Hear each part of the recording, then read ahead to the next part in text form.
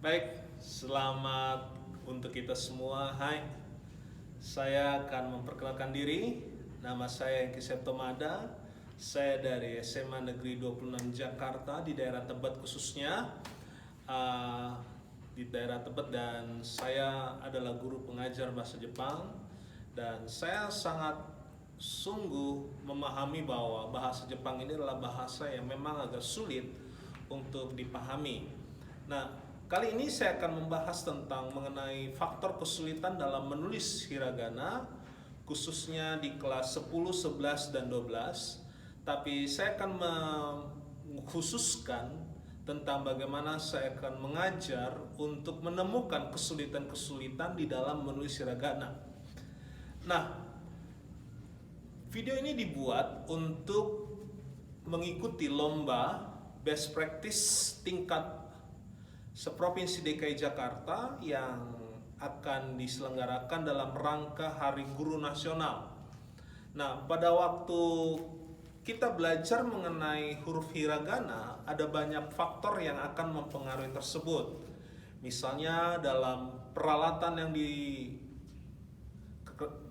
yang disiapkan, peralatan yang disediakan, bahkan peralatan yang akan digunakan, ada begitu banyak faktor yang mempengaruhinya.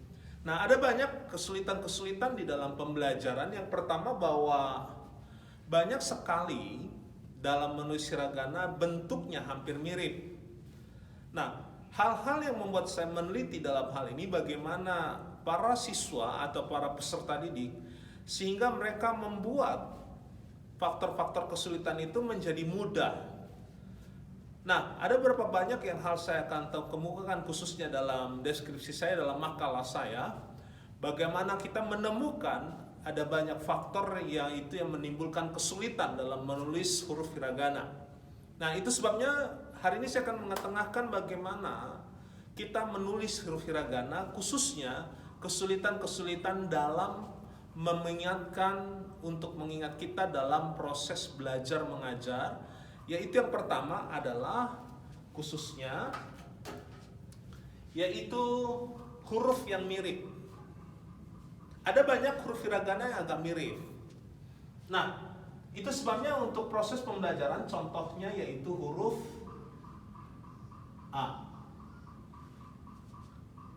Berbeda dengan kita menulis huruf yang namanya kita misalnya contohnya ya. Kalau misalnya kita menulis huruf Latin. Kalau kita nulis misalnya nama saya begitu contohnya. Hengki.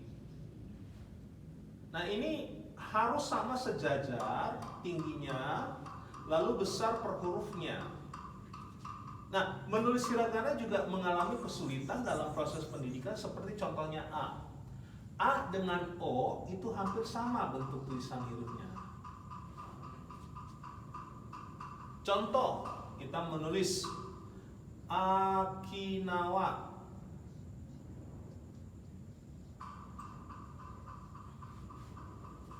Ini yang harus sama sejajar bentuk tulisannya. Lalu misalnya Okinawa.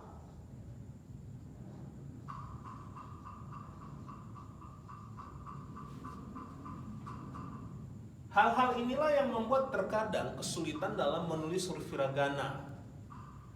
Yaitu apa? Kemiripan dalam hal A atau O.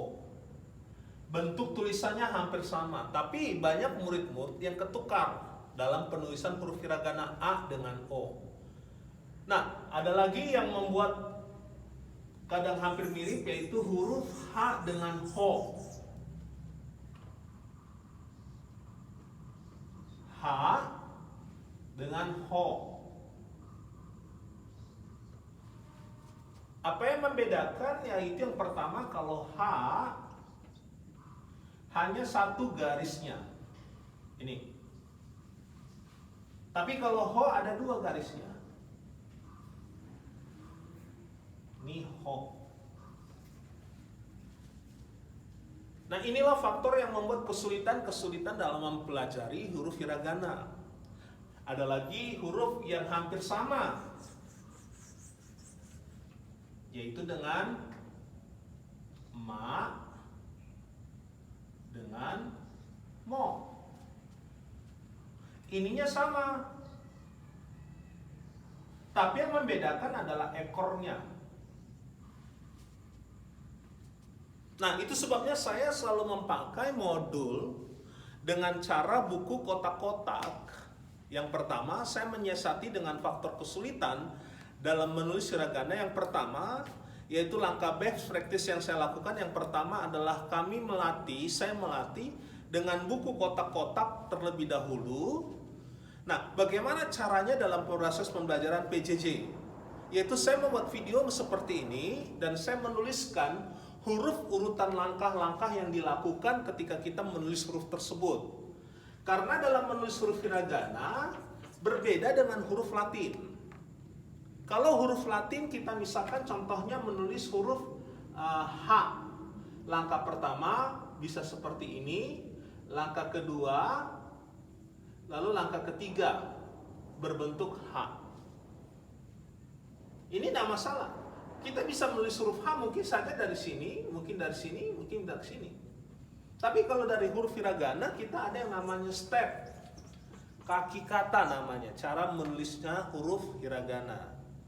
Nah, itu sebabnya dalam proses pembelajaran ini, dalam PJJ, khususnya dalam daring, memang kita mengalami kesulitan yang sangat luar biasa. Tapi kita sebagai guru, sebagai pendidik tidak kehilangan akal untuk menyiasatinya. Saya menyiasatinya yang pertama adalah dengan melatih, dengan ketika mungkin dalam proses pembelajaran kita menggunakan Zoom, Google Meet. Nah, saya melakukan praktisnya di situ. Saya menyiapkan whiteboard seperti ini, lalu saya menuliskan contoh step langkahnya. Nah, mereka mengikuti dalam buku kotak-kotak yang sudah dibeli oleh mereka di toko buku.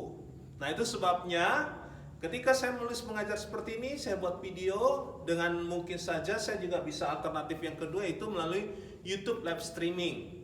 Dengan YouTube live streaming mereka bisa mengajarkan dan saya memakai dua device.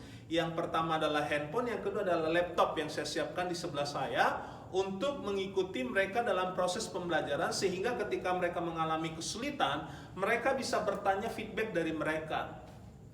Nah, inilah yang saya buat selalu dalam proses pembelajaran, dalam mengakali ataupun mencari permasalahan dan mencari jawaban bagaimana proses menulis huruf hiragana ini dengan baik. Nah, itulah yang saya selalu belajarkan dan saya ajarkan kepada peserta didik kami di SMA Negeri 26 Jakarta Selatan, sehingga sampai hari ini ya kesulitan-kesulitan itu memang bisa kita temukan, tetapi kita belajar untuk terus menggali bagaimana para peserta didik itu tidak mengalami hambatan dalam proses pembelajaran. Nah, itu sebabnya dalam lomba ini saya mengajak para guru, mengajak para stakeholder yang ada dalam proses pembelajaran daring ini, kita tetap semangat, kita jangan kehilangan akal, sebab saya yakin ketika kita tidak habis akal maka di situ ada jalan keluarnya. Saya kiranya akan kita terus maju dalam proses pembelajaran ini dan kiranya video ini menjadi inspirasi, menjadi sebuah hal yang inovasi untuk kita semua sehingga kelak dalam pembelajaran kita akan terus maju mencerdaskan bangsa Indonesia menjadi bangsa yang berdasarkan Pancasila dan Undang-Undang Dasar Negara Republik Indonesia tahun 1945. Itulah yang bisanya kira saya persembahkan untuk kita semuanya dalam lomba ini, dan kita berharap dari proses lomba ini akan ada banyak para pendidik, para guru yang bisa terus menjadi inspirator dan inspirasi bagi banyak orang. Sekian dan terima kasih dari saya dalam proses mengatasi kesulitan dalam menulis huruf hiragana.